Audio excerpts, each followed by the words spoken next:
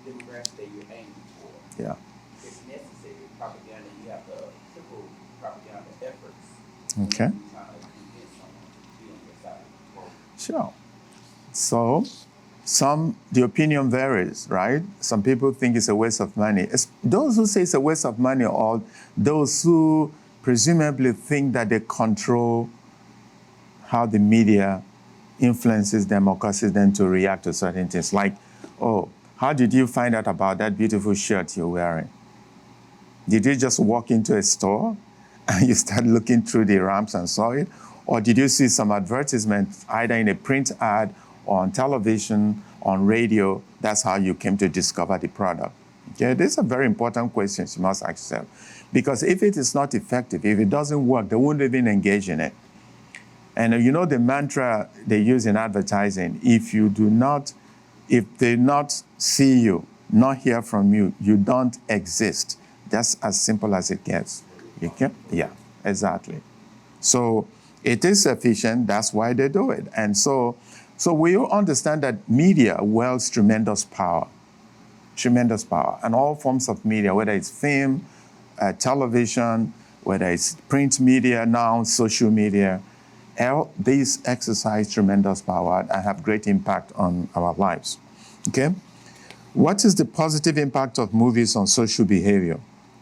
Quickly, they give us ideas and motivation to change something for better instead of simply sitting and waiting for the things to go their way.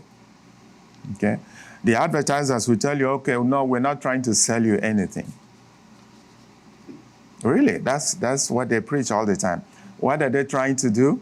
They're just trying to remind you about their existence so that the next time you are in that shop or in that store, you will remember them and you want to look out for what they sell. This is their selling point all the time. Okay? So, which is very effective, right? Because nobody wants to be told that you only be acting because I have told you what to do. Just like the media said, we don't tell people what to do, we do what? What's the command line they use? They say the media doesn't tell people what to do, but what to what? Think. How to think and how to act. Okay? So the film about famous people are the best way to influence social behavior positively. Movies are the source of what? Knowledge. Okay? At the height of the American Depression, the only industry that thrived was the culture industry. People went to movies to forget about the problems of the day, to escape. But in that movie, the content itself was suffused with, you mentioned propaganda, a certain perspective of this country as a leader in a global scheme of things, the way people ought to look at the world, from what perspective, and the way they ought to consider issues that fold. But if you see a movie with, how many of you remember Philadelphia? Okay, yeah, Philadelphia. Okay, the great film, and there was this scene in that film, and I don't forget it, right? And because this is one of the themes that actually caused people to think and social change. And it was played by Tom Hanks. Tom Hanks was the lawyer who supposedly had AIDS, right? And the company that he worked for didn't want him to continue. And he was looking for a lawyer to represent him and couldn't find a lawyer among the top elite firms because nobody wanted to mess with that case. And who did he find? A black guy, an ambulance chaser, in Denzel Washington, right? Denzel was a homophobe in that film. He didn't come around the first time, right? He didn't want to do it, but he needed the what? The money. Okay, but what is interesting about that film is not that whole area of the story, but if you can recall, Jonathan Demme, who directed this film, played with this aspect of what film does best for us. How the film can what? Prick our conscience and put emotions and also act. There was this scene after Tom Hanks had tried to explain to him what happened. And Denzel was just like waiting, just tell me the story, let me leave and wait for the court date. And all of a sudden, he had this attack, right? And all of a sudden, this beautiful aria just came in the background. Very powerful music. And there was no dialogue anymore. And for a few minutes, everything there was changed, transformed. Denzel, the camera moved. If you remember, you can go revisit the movie. See how Jonathan Demme played with the camera. There was this point of view shot that he had of Denzel Washington. And we looked at him from Denzel's point of view. We saw the humanity in Mr. Hanks. And the camera just steadied for a while, kind of panned the environment, then came back, then the music, again took over. And after that, there was no further conversation between them. Denzel left and went to war. He went to war. Because what basically happened there is that the power of movies to communicate very powerful emotion that sometimes can even change how we think about things, right? Then there was so much phobia, there was so much resentment about gays and AIDS.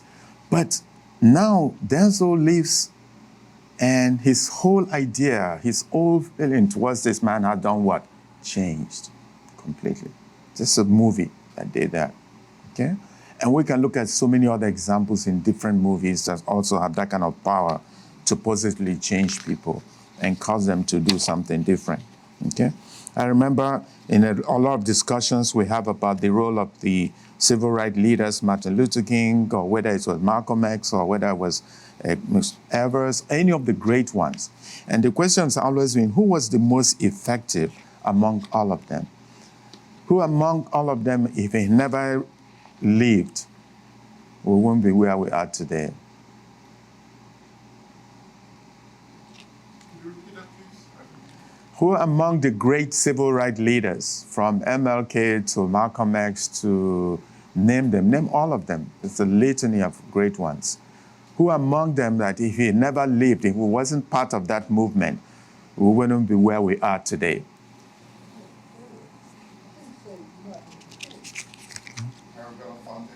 Harry Belafonte, Martin Luther King, who else?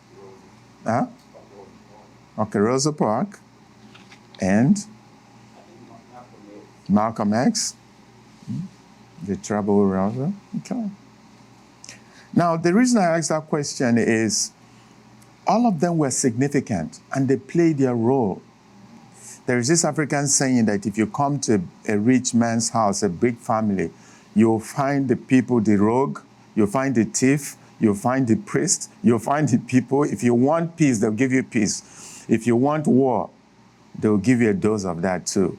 So in that kind of movement, you don't move just watching this great masquerade from standing in one position. To see completely a masquerade, you have to go around it to see a great masquerade. And so you have Martin Luther King, who was influenced by Gandhi, right? And his philosophy of nonviolence. But it was more than that too, right? The Have a Dream speech was a great speech, but that wasn't the most significant communication that came out of Martin Luther King's mind. If you remember, if you read letters from the Birmingham jail, you begin to see the substance for which the guy was made of. It was those letters that really pricked the conscience of American clergy, where he wrote to them directly, questioning their humanity, questioning their Christianity, their faith, basically. If you are spiritual leaders, you can't be supporting the status quo, what is going on. Things must what? Change. Okay? So sometimes you have to look at things from different perspectives. So sometimes a movie might communicate something like the one Philadelphia that used. We never even went to the matter of how did AIDS all started. We just went to the story of the guy who contracted AIDS and the big company that have always served and made them successful now don't want him anymore. And he has to fend for himself. That's the story. That's how power is used and everything. Okay? Sorry. I can't think of the name of this movie, but I know Samuel Jackson was in it, and the white guy he's from Houston, I can't think of his name. But the scene was, they were in the courtroom, and he asked the jury to close their eyes and think about how time to heal, and think about you know, The kind of impact. but how he won the Euro by saying, now think about it, she was white. You know, but it was all white Euro. Okay. Railroad, Samuel Jackson. Right. And of course, Samuel Jackson is one of the most powerful, high decibel actors you can find anywhere. Okay. All right. So theme plays a unique and significant role in society. But the essence of my talk today is to see how that theme can use to reconstruct, okay? And help us to begin to imagine. So many people don't even understand. For them, theme is just some innocent entertainment. And it doesn't carry any much weight. It doesn't have great influence or anything. Something you go and watch every day, right? And now you have streaming services like Netflix, you know, and all the rest. And people binge on movies every day. And so if you attend to a form of communication, there must be something you derive from that communication for you to pay attention to, right? In communication, they call it the theory of uses and gratification. Whether you go to the movies, the reason why you love movies is that it entertains you, right? Or that it helps you to escape, or it helps you to understand people, or to connect with that person that you, or even admire that star that you know you will never meet in your life, okay? And some of you will shake your heads that you don't do that. People, do you know the kind of fan Denzel Washington has among African-American women? And you know what happened when his friend, Roberts, they were going to play a movie together, and in that movie there was love scenes that's written in that movie that would have happened naturally. If two people, adults in a movie, a man and a woman, meets in a certain situations, and after a while they start developing fondness for each other that might even consummate in a kind of relationship, that's natural. It happens, right?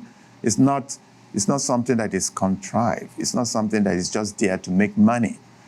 But Denzel refused to play that role because of that. Why? Because he knows that he owes his popularity, he owes his ranking with the strength of the African-American women who support him. And he didn't want to offend anybody. But you notice that has changed also, right? Okay. It has changed because he thinks that he has been able to establish his credibility among his, loyal following. Now they will understand that any role he plays is not something they can translate literally. Say, okay, or what does this mean? You notice that if the role has something to do with that particular scene, that context, he will most willingly do it. Okay? And some people might look at the roles that he played in, especially when he was awarded the Academy Award, right? The Oscars, was a role that many people thought wasn't supposed to be Training Days. One was for the gangster and one was for the slave. Yeah. And what's her name? Halle Berry, who won for Monsters Ball. But I disagreed. I took my students, we saw that movie like 3-4 times, and they wrote about it. And each time I come back and ask the question, I said, what do you feel about that movie? And some of them got mad. They're mad because of that scene that she was in, that, that's everything everybody remembers. I said, but that's not the theme. That's not the theme. She lost everything. Yeah, she lost everything. And I said that theme is about redemption. But most people did not get it until when they went back and saw the film over and over again.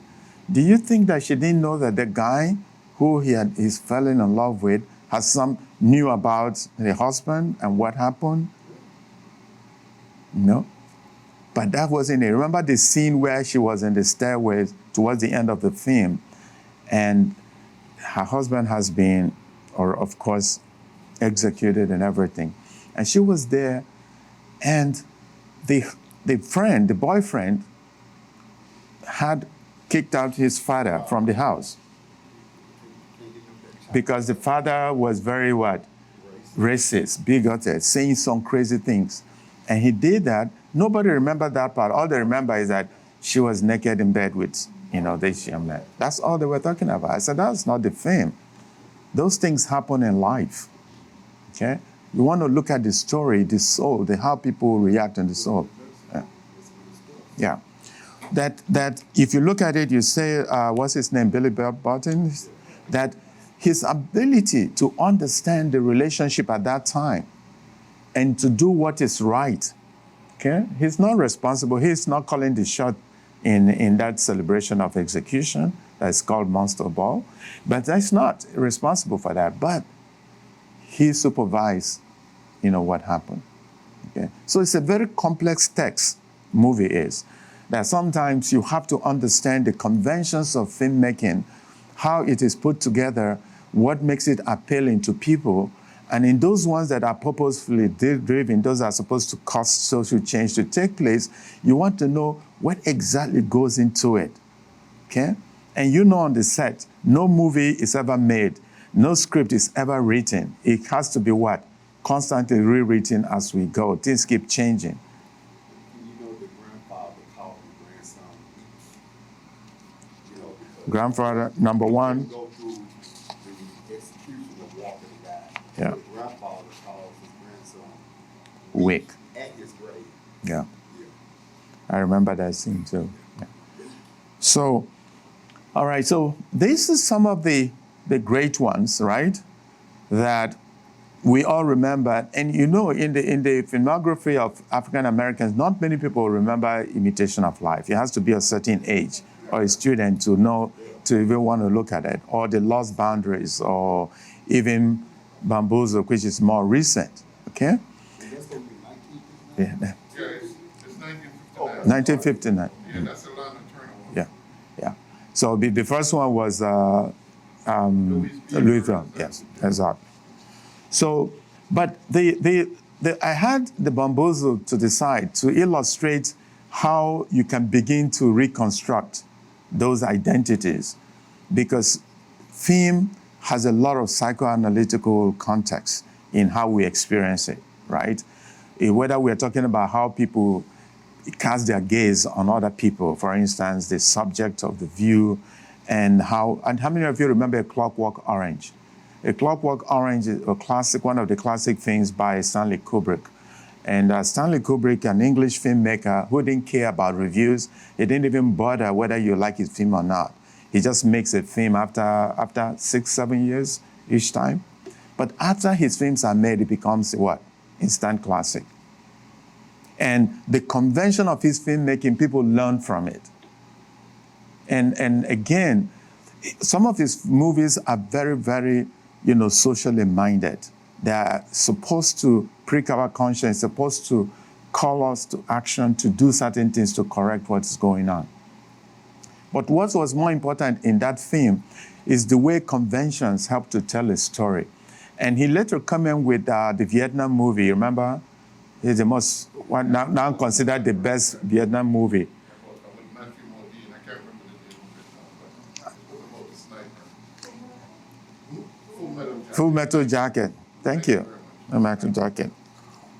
Full Metal Jacket has this scene which is like about 14 minutes long, non-stop action, that basically constructed the image of how you can join the military.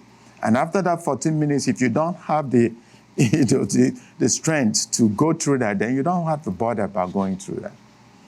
But what was more important, when the guy committed suicide, you see that this is not about patriotism anymore, right? It's not just about going to defend your country or serve. It's a very complicated matrix. That's what goes on in how people make those decisions, what goes into that.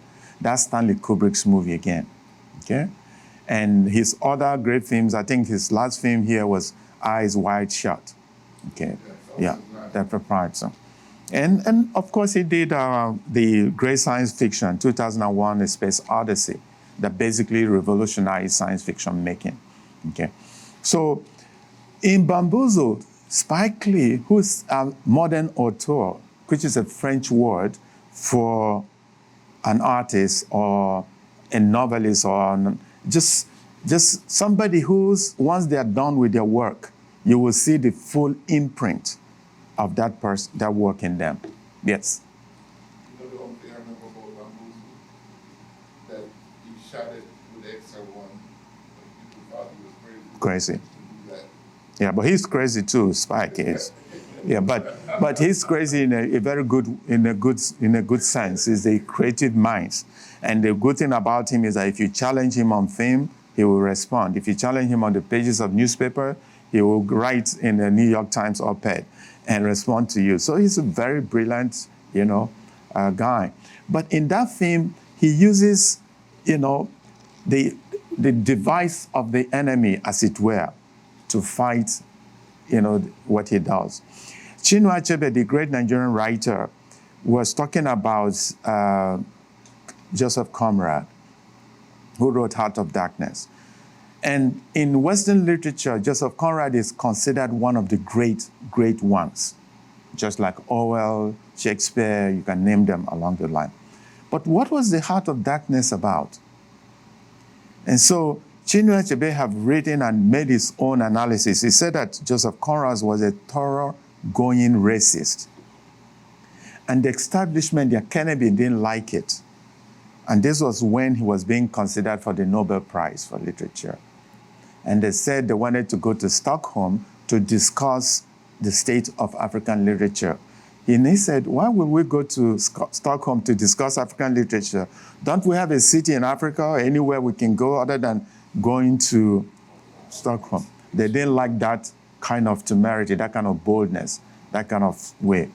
And he wrote this essay when he was at the University of Massachusetts about and that set in motion all the critical traditions since then, from 1975 onwards, about how you don't just watch or read a book, okay? You have to consider the totality of the context of that book, what they're trying to represent. How do Europeans feel about River Thames or the Rhine or any of those great European rivers? They see them as a source of what? Life. And the River Congo, it became the source of what? Not life, but what? Death. And he said, well, I don't know how that can be a good story. And we said that it's a great novel and everything. So I disagree with that.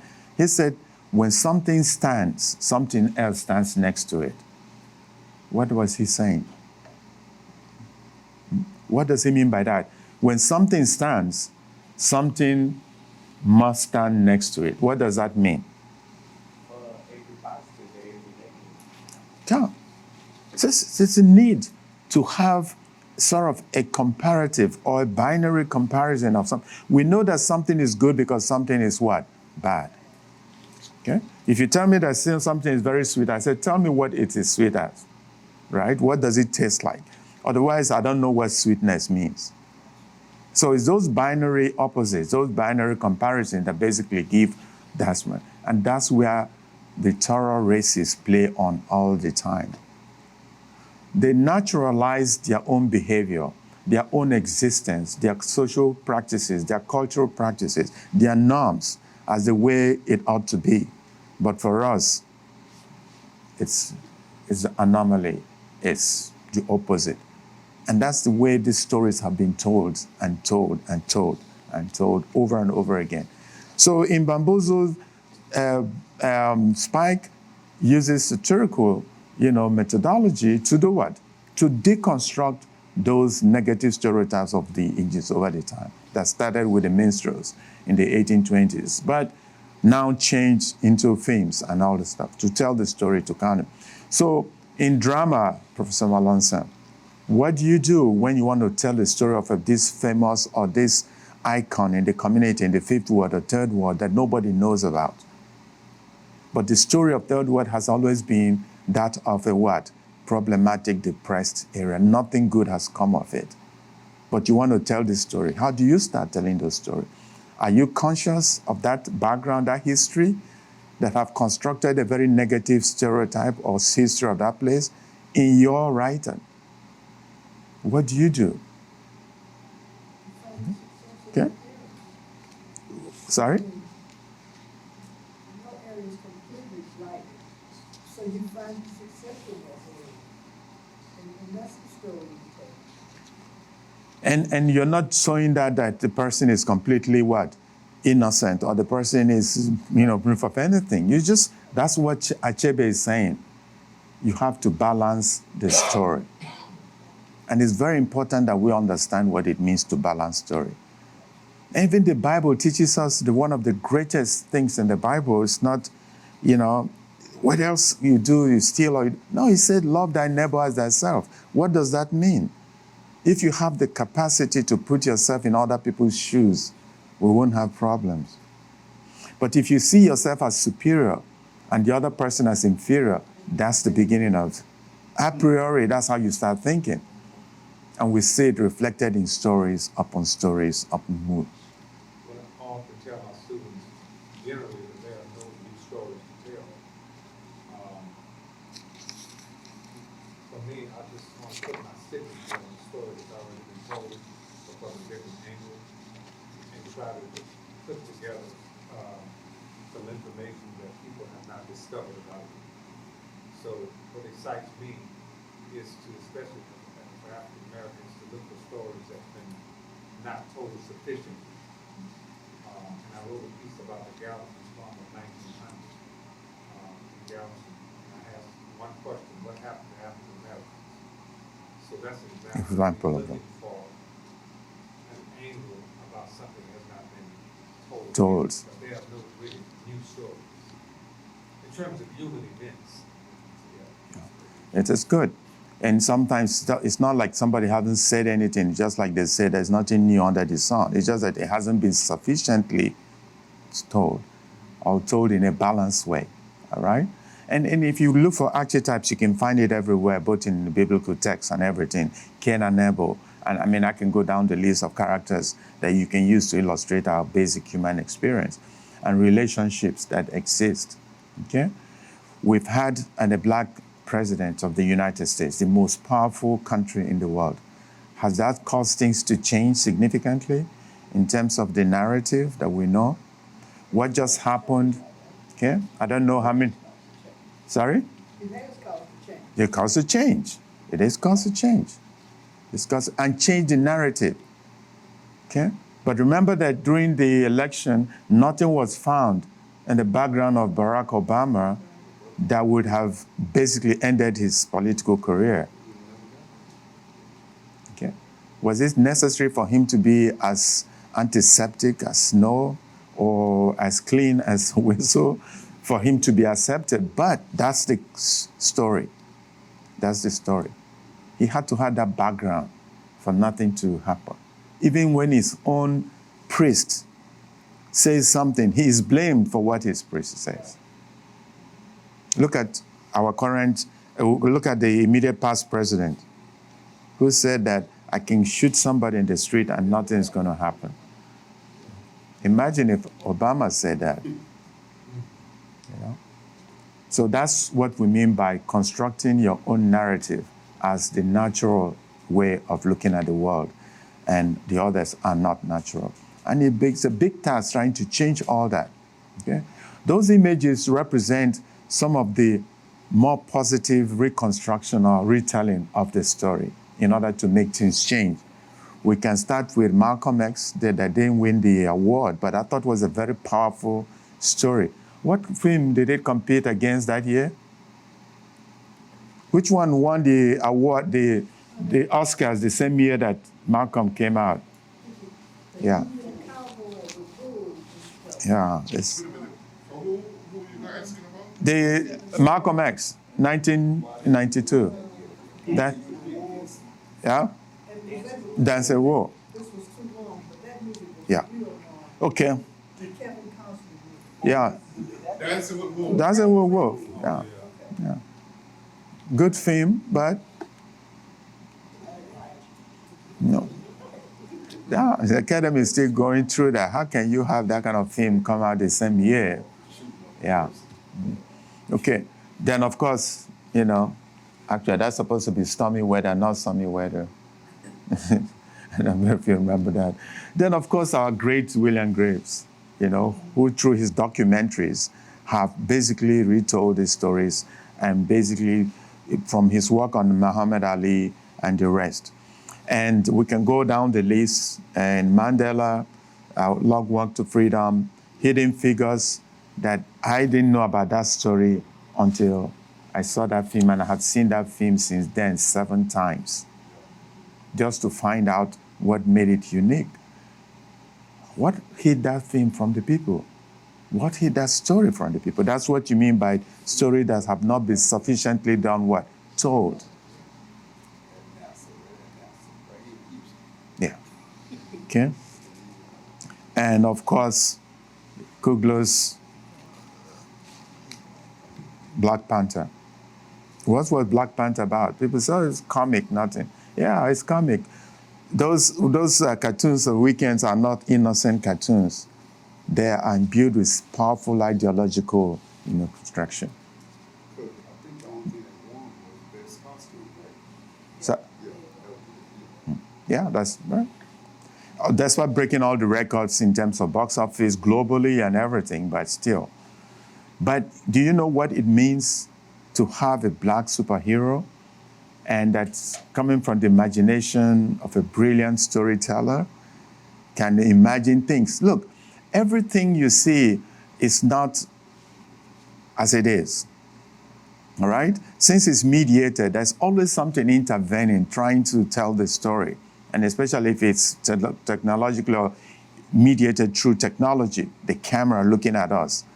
It's not what we see, but what the director, the producer, the writer intended for us to see, In this one, it was a powerful story that basically said that you can also have black superheroes, right? Okay. And Donald Duck. How many of you remember Donald Duck? You remember Donald Duck? Okay, what is so unique about Donald Duck? Why was this so popular? And I'll round up very soon. Why? You're talking? It always felt as if Donald Duck represented somebody black. You say you always what? Sorry, good? That Donald Duck was symbolic of a black person. Why? Because of the way he spoke and his behavior and mannerisms. Okay, what else did he do that was unique? People didn't know this. What else did he do that was unique? How many of you saw MacGyver? Okay. Okay, MacGyver came on an ABC on a Monday night, right? Why Monday night? Just before Monday Night Football. It comes before Monday Night Football. What was unique about MacGyver? A superhero, an emetic character that has the capacity to what? Extricate himself from any situation. It doesn't matter what it is. He will do what? He will find a solution. Okay. Donald Duck talks and talks and talks, but he always gets the problem does what? Solve. Kids, you teach kids 2 year, 3 year, 4 year old how to do what? How to do same thing. So middle class people have a way of constructing bourgeois characters. Now you know something about bourgeois characters. People, a judge will normally send another judge to jail. Middle class people don't send middle class people to jail because they think it's a waste of what? Society's resources. You want to research it? You can research it. They don't. So they will always justify that crime. Whatever they do it, they will always justify it. And those characters represent middle class characters, whether it's Wonder Woman, whether it's Bionic Woman, whether it's Superman, all of them. Or, sure. You can climb a vertical building. You can climb a vertical building, right? Yeah. Those how you teach kids to want to do what? Do the impossible, to think about doing the impossible. Yeah. How many of our characters have molded in that for us? That's why this was so great. Yeah. I mean, you can look at all the characters that were in Black Panther. Which one was the greatest for you? How many of you saw the film? Hmm? It's young child.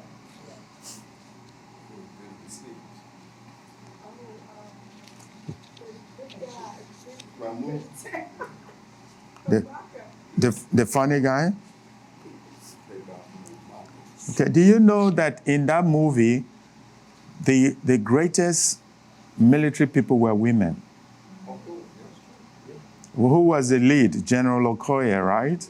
Yeah, was it? And since then, they have had new films telling the story of black women who were what? Warriors, soldiers. And they're all on Netflix now. You can see them. That's what that movie started. You know, changing the way you tell the story. Somebody haven't told that story before. Now we can tell that story. I'm comfortable telling the story. All right. Historically, the great Oscar Micheaux, who started it all, entrepreneur. I think we were discussing this, that when you are a movie maker, you're not just making film. You have to think outside the box, that you're not just, what about if money doesn't come tomorrow for you to make the next film? What do you do? How do you raise that money? What are the things I was discussing with White? And I said, whatever, but you finish building this new sound stage and the banks won't fund what do you do about it? In Houston, if you go to a bank, tell them you want to make a movie, they don't understand what you're talking about. So that culture has to be, people have to be educated. The banks have to be told that this is an important industry and it has to be boom. He was everything together, bundled together. Entrepreneur, activist, filmmaker, writer, promoter, everything. Unprecedented for his time, okay? So he has started a long time ago to do the deconstruction, but he was also limited by the environment, by the political social spaces that basically ascribe who you are, where you stand in the scheme of things, and how far you can go in terms of trying to get things accomplished, all right? We find our characters in the North, where the prejudice and hatred of the South do not exist, though this does not present the occasional lynching of a Negro. That's awesome. Just next, and okay. D.W. Griffith, Birth of a Nation.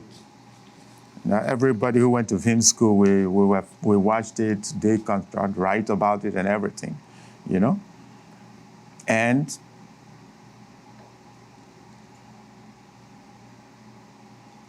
harm is not the stranger within your gates, lest you yourself be hurt. Does that have anything to do with the new series now called Happy Valley? The Romance of Happy Valley. There's a new series called Yeah. Happy Valley. Yeah, it's a take. Okay. It's a take on it. All right. Okay, so we're basically coming to the end. I know I have taken a little more time than I wanted, but these are some of the great films also, historic films that you all can watch. I always recommend it to my students and say, watch the next. And quickly.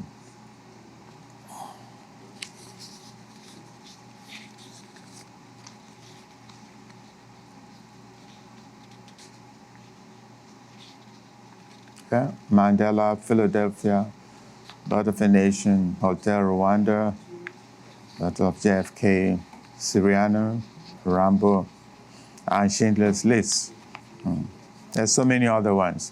I would like to put Spike Lee's Crocklin among those, and about the best films. All right, next. Okay. All right. Basically, we've gone through this, just telling you how films help to achieve social awareness and everything through communication. All right. Anyone with questions? Right? Dr. Ulasi, Yes. the first question you posed earlier, whether or not advertisement was wasteful or not, I took the position that it was wasteful because many years ago, as a student at Texas Southern Mayor Waits broke us up into two sections, and one would be on the same side that Jabbar would be on, Okay. and I was on the other side. No, it's a weird situation because I could sing jingles right now, and I don't know what they're selling. Or you see a funny commercial on television and we talk about it, but you don't know what were they trying to sell. Yeah. We don't remember the product, we just Yeah. remember the jingle. Sure. Yeah.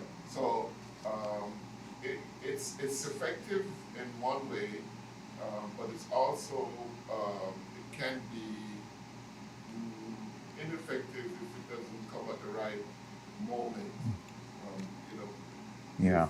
you're watching a television show and a beer commercial comes on, and you're my age and like ale, you probably go to the refrigerator and get one. And get one. Yeah.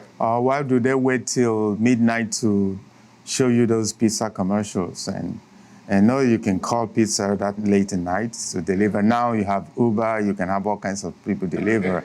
But it is strategically and subliminally situated. I mean, the great theme at Titanic was not about romance, but it was a hard, subject to sell. So what do? You construct it around, love story. That's how you sell things in human right. I read a book many years ago called Subliminal Seduction, which is an excellent book. And basically what it talks about is most of these commercials are put together by psychologists who study population, they study with the whole idea of Yeah. demographics. So that when you're watching the commercial, what this book was saying that there are some things happening, there's a subtext To it. that they're doing. Yeah. And even images and drawings that we're not really aware of. Yeah. So, we're surrounded constantly about wanting the need to consume.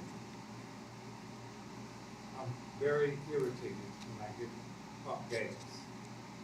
Because on the gas thing, you got now video, right? Yeah. So when you pump your gas, they got a video selling you advertising. Right there at the pumps. I'm so, I'm not interested in it. I just want to pump some gas.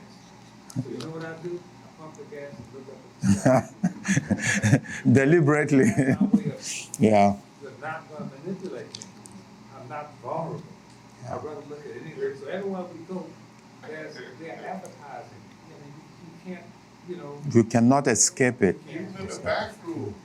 Yeah. They're advertising, right? Right in front of you. Well, you're tall, so you won't look at it, but the rest of us of average height, they put it right there. Yeah.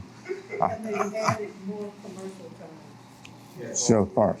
Yeah. Oh my God. Yes. Why do you think that the film industry here in Houston is not as large as, say, Atlanta? I'm not gonna say New York, California, but Atlanta. I mean, Austin. Right there. Yeah. Oh, awesome. why do you think it's not? Well, there's a lot of, how many of you have been following the news recently? One was about Professor Kathleen McElroy at UT. The daughter of our famed, McElroy, one of the pioneer black journalists in Houston, who is a tenured professor at UT Austin, but actually went to undergraduate at A&M. So she's an Aggie, right? So Texas is run by Aggies and Longhorns, right? So now they want her to come and re-establish the School of Journalism and Mass Comm at A&M. And the goal, whether he's going to come and include diversity, inclusion, and equity, all those things are going to be part of because that's what she's done for over 30-something years, from her stint at the New York Times, educating people at different schools, then back. The moment the Supreme Court ruled on affirmative action, everything changed. Contract that's been driven was completely rewritten. How can you be a tenured professor and now they're going to make you a professor of practice and sign only 1-year contract? and tell you that they have the right to do what? Fire you on the instant. It's humiliating, telling you that you can. So she's not going to go back to UT, and which is good for her. But the point is that you have to anticipate a pushback whenever you make certain social progress, because those who are detractors don't want you to make those progress. And now you have what's going on all over. So whether it's in telling the story through film or through theater, drama, whatever, anticipate, expect that those pushback will happen. It's about how you contain it, how you maneuver around it, how you tell the story in a very, very nuanced, subtle sometimes, smart way. That's the only way going forward. Yeah, but 1 second there, Magic. So, but to answer your question specifically, Texas ranks 38 in tertiary education funding, which is higher education funding. 38. 38. 30. Could you comment on Yes. Black exploitation Hollywood era, where they had Rockville, we had Blackville. uh, Superflu. what is your comment on that? And are we going through another renaissance of that version of the Hollywood Black exploitation, but that's what we call it? It's interesting if you recall that period was immediately post-civil rights period. So, and just like what happened recently, all of a sudden every major university wants to include a diversity, a DEI area, right? They hire a new, black woman or black guy to come and do that. That's what's been going on, right? At that time, Hollywood was ready to the emerging black filmmakers to tell the stories. But what is more easier is to copy what has been done. You don't want to reinvent the wheel. Just like what India has done for Bollywood. Bollywood now is the #1 film industry in the whole world, followed by Nollywood and now Hollywood. Actually, the Nigerian film industry is #2 in terms of the sheer content, number of films produced. So, but you notice that a lot of those films copy American films too. In the case of the Indians, they copy American classic romance films of the 1940s, with different language and everything. So what happened with blaxploitation films was that they reconstruct an existing hero, right? Make it the person, just change the narrative, the story. That's what was going on at that time. But it was interesting because I remember in high school in Nigeria, we used to go out every Friday to see Richard Roundtree or any of those great ones, or the Foxy Lady, Pam Grier, and the Red. Yeah, all of them were there. But what has happened is that over time now, you have directors like Spike Lee, you have what's the guy who did Menace to Society, the brothers who did, the Hughes brothers. Thank you. Hughes brothers. Okay?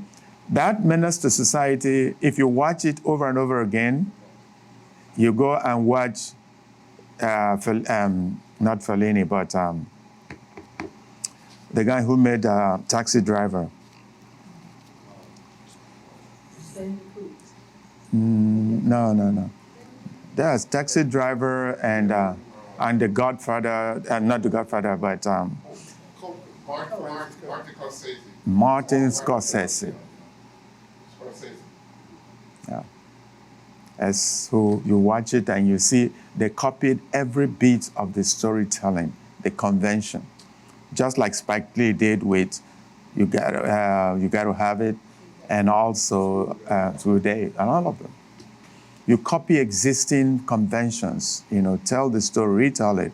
As a writer, when you're writing, you're always enamored, or you find you influenced by another great writer. I think I heard the great Toni Morrison say exactly that. She started as an editor before she actually started writing more of a novel. But she said that when she started writing, it was people like Shoyinka, it was people like Achebe that influenced her to write the way she wrote. And eventually you find your own voice. Okay. Now the African American film have found their own voice. It's up to them whether you want to define a new trajectory that will express some of these aspirations that we're talking about in terms of cultural identity or reconstructing the narrative, or you're going to follow the direction of the great Atlanta mogul, Tyler Perry. I didn't mention him, but he's a successful filmmaker. And what genre did he exploit? He exploited basically, in my opinion, he had two things he was doing. It was a form of a sitcom drama, the sitcom field. He took advantage of the black church and removing the fourth wall, engaging the audience, and coming up with a caricature. What was her name? Big Deal? My dear. And my students, when I talk about Tyler Perry, they say, oh, Lord. Yeah, that's what everybody was But saying. I always tell them that I'm not bashing them. Yeah. I don't tell them not to go see it. I tell them, understand what you're watching. That's all I say. Don't assume that that's the beginning of black theater. Yeah. And I remember I was doing a piece at Lincoln Baptist Church in Lady. After she meant no harm. She said, I really enjoyed your play. Keep writing, baby, you're gonna be just like Tyler Perry. And she meant no harm. Yeah. But I'm older than Tyler Perry. She said, you're gonna be like him one day. But from that perspective, I understood that her experience with that type of drama was more than what she used to see. Yeah. So to that's black theater. Yeah. So I'm not anti-Tyler. Oh, not at all. I'm just saying, look beyond Beyond that. There are other playwrights who write. That's the key. There are other what? Playwright. Do you know that 95% of novels written are junk? What percentage do you think is really great stuff? Okay, what's the number one genre in novels? What's the number one genre? The Harlequins. The Harlequin novel. Which one are Harlequins? Yeah, the women novels. Yeah, the lady finds a knight in shining armor and she lives a very happily ever. This is formulaic. There's always a formula to write in them. That's what Tara did very well. He's a brilliant entrepreneur. And he knows how to use that genre to sell more what? Themes and make money. He's built a big industry in Atlanta now. So the landscape for black filmmaking, to answer your question, is broad. There's so much you can do on that canvas. You have Cogley Brothers, you have Hugh Brothers, name it, so many people doing expression. The danger is if you come to that canvas and the colors are only monolithic, that's where the danger is. But now you have different expressions that can tell the story. Yes, and I think, yes. Oh, sorry, Maggie. Hold on, Maggie, your hands was up. I wanted to add, when we were talking about inclusion and diversity and all that, there were 5 women that had those positions in some of the big companies in Hollywood. And when the Supreme Court struck down that component of affirmative action, all those women either got fired or were let go. I don't know. Yeah.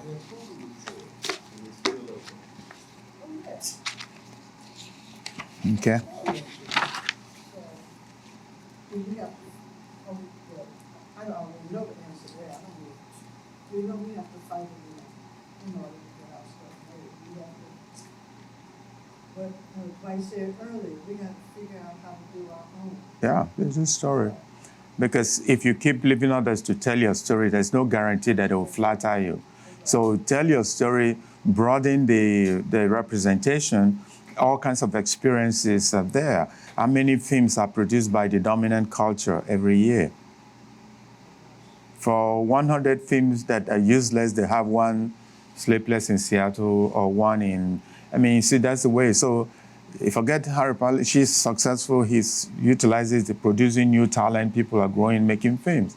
But you can also tell a good story, and like Sarah Dash used to, and the rest. And yes, and we're gonna. That just, I just wanted to jump into the subtext from Alonso's question a while ago, the way I understood it regarding black exploitation, because when the subjects of those films, the actors were being interviewed, like the Fred Williamsons and all those guys, they would say, well, I didn't feel like I was being exploited because I was working. Yeah. See, an actor's job is to work, but the problem was we weren't the ones making the money. We weren't the producers. We were the pawns, so to speak. So if you go back and look at all those films back then, they were all the quote-unquote get wifey films where they started off with Sweet Sweetback, Badass Song, and Sure. that was the catalyst really. That set off. It was, sure. Yeah, that set off a whole gang of films in that round, and then all of a sudden They dried up. A lot of black people were not very happy about that because they weren't getting work anymore. So the other side of that argument, and which is the same argument we use about sports. Now, if you look at, I had the opportunity one time to travel along the Alleghenies, through Ohio and all this stuff. And you notice the number of universities and colleges located along that valley. It's amazing. Colleges with 500 students, $2 billion endowment. 1,000 students, $3 billion endowment. This is where corporate America goes to hire their future what? Corporate leaders. You see how vast? And we talk about public school and everything, but this exists also alongside that. You come now, you have all this number of young blacks with 40, 60, $70 million contracts. What are they doing with the money? No, hold on, this is important. So those great guys that Richard Roundtree, Fred Williamson, I can go down the list of all of them, many of them basically became producers and continued living a life, producing in the background and doing so many things. Or that never survived, the same thing. So they have to go beyond what happened that time, those area, and we're not making any apologies for that. That was the Jim Crow and the rest was just, this was genocidal in terms of how it left a lot of people, wasted. But the thing is that you have to grapple with modernity. You have to grapple with what you now have. And it's okay, if I'm making $70 million in a contract, who am I bringing along next time? How much money am I putting in high schools, in middle schools to train and support young talent? How much, look at what Spike and the rest are doing with Harlem now, where they have these huge, production centers and training new talent to also produce them. That's the way you do this thing.